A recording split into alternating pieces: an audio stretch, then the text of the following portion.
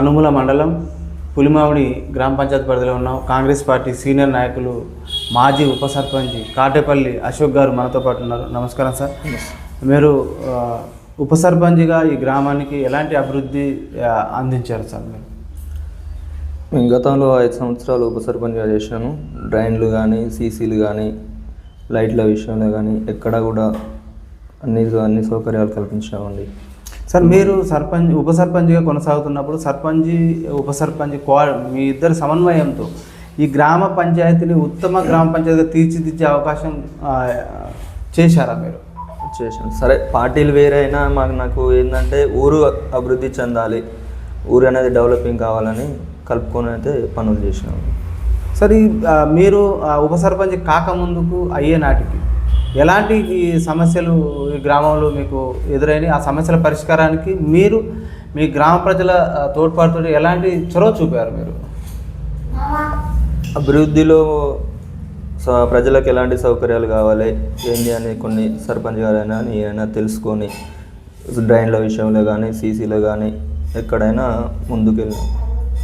Sir, గత ప్రభుత్వాలలో ఉప సర్పంచ్ కూడా చెక్ పవర్ కల్పించడం జరిగింది.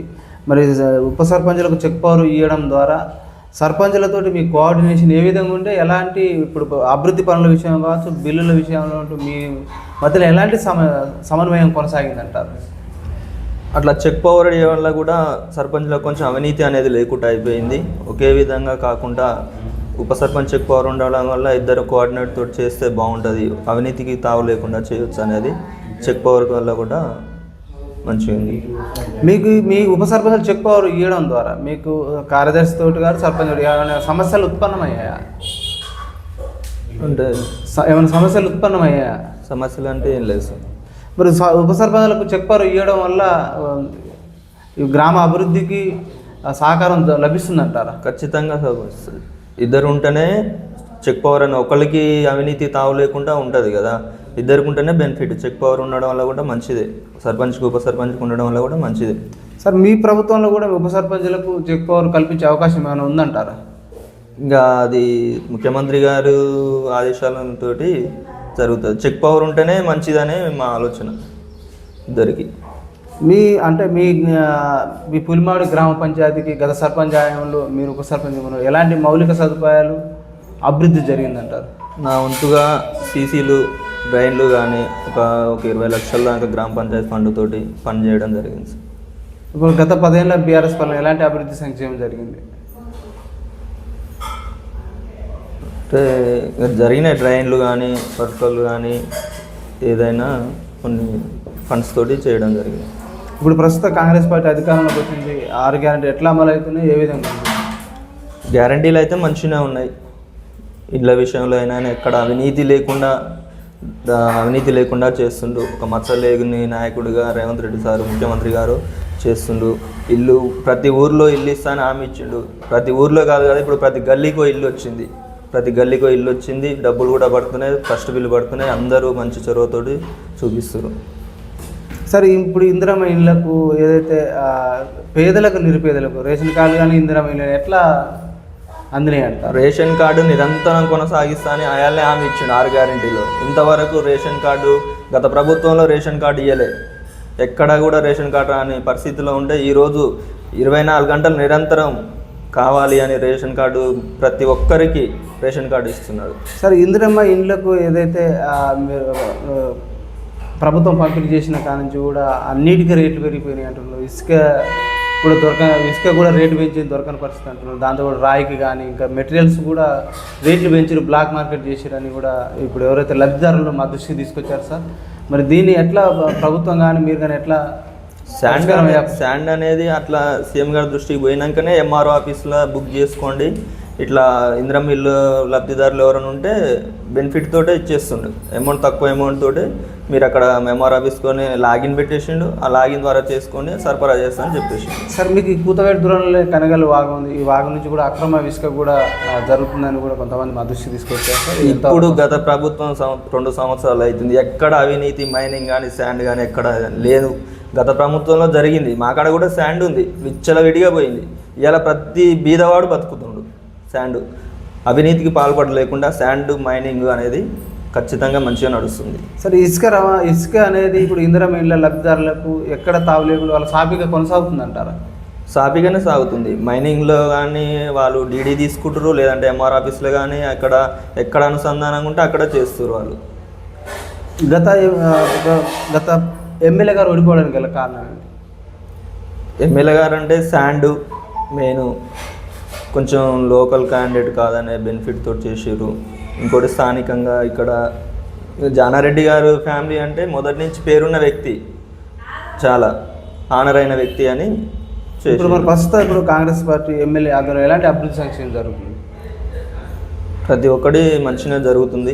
ఇప్పటివరకైనా ఎక్కడ అవినీతి లేకుండా ఎక్కడ ఏది ఉన్నా ముందుకు కొనసాగుతుంది. ఎక్కడైనా నేనున్నా అనేది యువ నాయకుడు కాబట్టి చాలా ఫాస్ట్గానే పనులు అయిపోతున్నాయి. ఎక్కడైనా గ్రామ పంచాయతీలు అయినా, ఓపెనింగ్ అయినా, అంగన్వాడీ కేంద్రాలైనా ఎక్కడ ఏది లేకున్నా తన దృష్టికి తీసుకెళ్తే పని చేసి పెడుతుంది.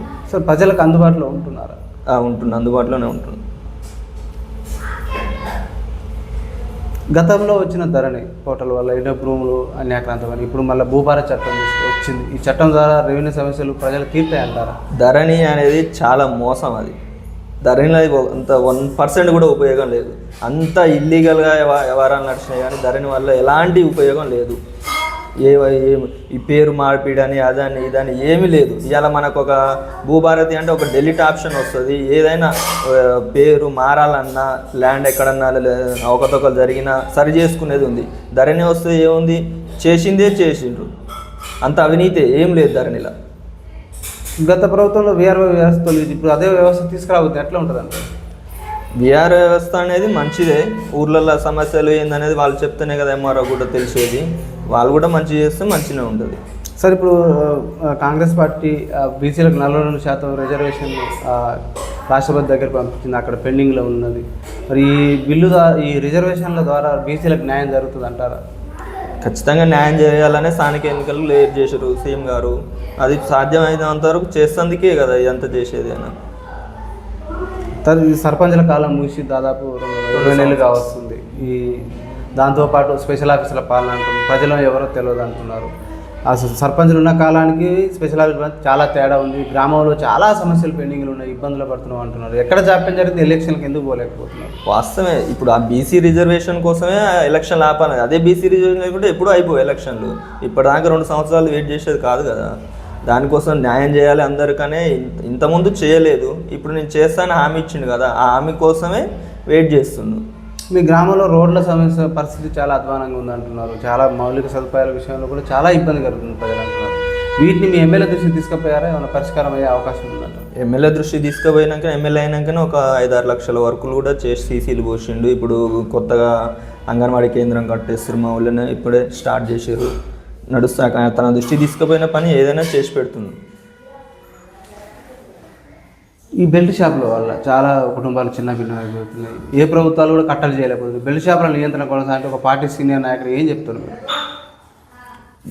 బెల్ట్ షాపులు అనేది విచ్చలవిడిగా అవుతున్నాయి, వాస్తవమే. ఊర్లల్లో ఏంటంటే కొంచెం తాగడం వల్ల బాగా యూత్ కూడా జర ఆగమైపోతుర్రు. దాన్ని ఏదైనా కొంచెం నిరంతరం చేస్తే మంచిదని అనుకుంటున్నాను. సార్ ఈ డ్రగ్స్కు గంజాయికి అలవాటు పడి యువత మొత్తం కూడా పెడదారి పడుతుంది. యువతలో మార్పు రావాలన్నా ప్రభుత్వాల నుంచి ఎలాంటి ఉపాధి కల్పన కల్పించాలంటారు? యువతలో ఎలాంటి మార్పు రావాలంటారు? ఇలా నాకు తెలిసిన విషయం ఏంటంటే, ఫస్ట్ ఆఫ్ ఆల్ ముఖ్యమంత్రి కానీ ఒకటే డ్రగ్స్ విషయంలో చాలా ఫోకస్ చేసిండు. ఎంత కంట్రోల్ అయిందంటే అంత కంట్రోల్ అయింది. ఇప్పుడు గత ప్రభుత్వంతో పోలిస్తే ఎక్కడ కానీ గంజాయి కానీ డ్రగ్స్ కానీ తేవాలంటే భయపడే కాడికి వచ్చింది ఇవాళ ప్రభుత్వం. అంత బెనిఫిట్ చేస్తుండు. ఈ విషయంలో అయితే 100% చెప్పేస్తుంది. సార్ ఇక్కడ ఈ గ్రామ ప్రజలు మాకు దృష్టి తీసుకొచ్చిన సమస్య, ఈ ట్రాక్టర్లు ఇసుక ట్రాక్టర్ల వల్ల చాలా ఇబ్బందులు కలుగుతున్నది, చాలా ప్రమాదాలు జరిగే పరిస్థితి ఉన్నది. అసలు వాళ్ళు విచ్చలవిడిగా రోడ్ల మీద వెళ్ళిపోతున్నారు. వీటిని నియంత్రణ చేయాలని కూడా ప్రజలు మా దృష్టికి తీసుకొచ్చింది మీ పులిమావడి గ్రామ ప్రజలు. సరే నడుస్తున్నది. మనకు ఊర్ల నుంచి పోతే కొంచెం ఇబ్బందిగానే ఉంది. పక్కంగా దారి ఉన్నది, ఆ దారి అయినా చేసుకొని సరే. ఇప్పుడు మనం అది ఆపే గవర్నమెంట్ ఇచ్చిన పాలసీ అది, మనం దాన్ని ఆపడానికైతే లేదు. ఏదైనా మార్గం ఉండి ఊర్ల నుంచి కాకుండా సైడ్ అమ్మటైనా దానికి ఏమైనా మార్గం గత ప్రభుత్వంలో ఇచ్చేసారు దానికి ఆర్డరు. మనం ఇప్పుడైతే దాన్ని తీసేయలేం కదా సార్. సార్ దాన్ని తీసేయలేం కానీ ప్రత్యేకంగా దీనికి సపరేట్గా ఏమైనా రోడ్డు మార్గం కాకపోతే ఏమైనా క్యూ లైన్లోనే వెళ్ళాలి. విచ్చలు విడకపోతారు, శబ్ద కాలుష్యంతో పాటు వాయు చాలా ఇబ్బంది ఊళ్ళల్లో ప్రజలైతే గగ్గోలు పెడుతున్నారు. మా దృష్టి తీసుకొచ్చారు ఆ సమస్యను. దీన్ని మీ ఎమ్మెల్యే గారి దృష్టి ప్రభుత్వం తీసుకుపోతారా మీరు ఒక ఉప సర్పంచ్గా, మాజీ ఉప సర్పంచ్గా? తీసుకెళ్తే చేస్తాడు. పక్క సైడ్ ఊరు బయట నుంచి దారి ఉంది, ఇట్లా సంగతి సార్ ఊళ్ళో డిస్టర్బెన్స్ అవుతుందంటే తన దృష్టికి అయితే మేము తీసుకెళ్ళాం ఇంతవరకు. తీసుకెళ్తే మరి దానికి పరిష్కారం కూడా చేసేదాన్ని చేస్తాడు. ప్రజలు కూడా ఇక బస్ సౌకర్యం కూడా మీ ఊరికి కల్పించాలంటున్నారు. బస్ సౌకర్యం అయితే లేదు సార్. లేదంటున్నారు. ప్రజలు ఉచిత బస్సు మాకు నిరుపయోగం అవుతుంది, మాకు వినియోగించుకోవడానికి బస్ సౌకర్యం కల్పించాలని కూడా వేడుకుంటున్నారు ప్రజలు. అది వాస్తవమే, బస్ అయితే లేదు. ఎమ్మెల్యే గారి దృష్టి కూడా ఇంతకుముందు తీసుకెళ్ళినాం, ఖచ్చితంగా పెట్టిస్తా అన్నాడు. దాన్ని బట్టి త్వరలో స్థానిక ఎన్నికలు రాబోతున్నాయి. ఎలక్షన్ ఏదైనా కూడా పలబాల పర్వం తెర మీదకి వస్తుంది. అది మద్యము డబ్బు ఇచ్చి ఓటర్లను ప్రలోభాలకు గురి చేస్తుంటారు. ఈ ప్రలోభాల పర్వం నుంచి బయటపడాలంటే ఓటర్లలో మార్పు రావాలంటారా, రాజకీయ పార్టీల్లో మార్పు రావాలంటారా? ఈ ప్రజాస్వామ్యంలో ఓటు అనేది పవిత్రమైనది. ఓటర్ల ద్వారానే రావాలి. అసలు మంచి వ్యక్తి ఎవరు, ఏ క్యాండిడేట్ అయితే మనకు డెవలపింగ్ జరుగుతుంది. ఇవాళ ఇచ్చే రూపాయి కాదు కదా, ఆ రూపాయితోటి మన సమస్య కాదు. రేపు మన కుటుంబంలో కుటుంబం బాగుపడాలంటే మన ఇంట్లో కరెక్ట్ ఉండాలి. ఒక ఊరు బాగుపడాలి అంటే ఏ నాయకుడు అయితే మంచి వ్యక్తి, ఏ ఊళ్ళో అయితే అభివృద్ధి చేస్తారనే నాయకుని ఎన్నుకుంటే మంచిదని ఆలోచన. సార్, గ్రామ ప్రజలు కూడా ఈ కుక్కల బెడద కోతుల బెడద బాగుందంటున్నారు. కనీసం కూరగాయలు పండించుకునే పరిస్థితి లేదంటున్నారు. కుక్కల బెడద నుంచి కోతుల బెడద నుంచి మాకు రక్షణ కల్పించాలని ప్రజలు వేడుకుంటున్నారు. మీరు ఒక ఉప సర్పంచ్గా మీరు ప్రభుత్వం దృష్టికి ఎమ్మెల్యే దృష్టికి ఏమైనా తీసుకుపోయారా? మాజీ ఉప సర్పంచ్గా అది ఏం తీసుకెళ్ళలేదు సార్, నా దృష్టికి అయితే రాలేదు. ప్రజలు మా దృష్టికి తీసుకొచ్చారు, చాలా ఇబ్బందులు అవుతున్నాయి అంటున్నారు. అయితే ఈ మధ్యన జరుగుతుంది సార్, విపరీతంగా వచ్చేస్తున్నాయి ఇబ్బందులు. అయితేనే కూరగాయలు పండియాలన్నా జర కష్టంగానే ఉంది సార్. ఫైనల్గా సార్, మీ గ్రామ ప్రజలకు, మీ ఓటర్లకు రాబోయే స్థానిక ఎన్నికల గురించి ఏం చెప్పదలుచుకున్నారు? నేను అనేది ఒకటే, ఎలాంటి నాయకుని ఎన్నుకోవాలంటారు? మన ఊరు డెవలప్ కావాలి, మనకు అండదండగా ఉండాలి. ఏ ఆపద వచ్చినా ఇవాళ రూపాయి చేయడం ముఖ్యం కాదు, ఏ ఆపద వచ్చినా నేనున్నా అని వాళ్ళకు ధైర్యంగా చెప్పే నాయకుని ఎన్నుకోవాలని నేను కోరుకుంటున్నాను. Okay sir, thank you sir. చూస్తూనే ఉండండి మీ తెలుగు టీవీ.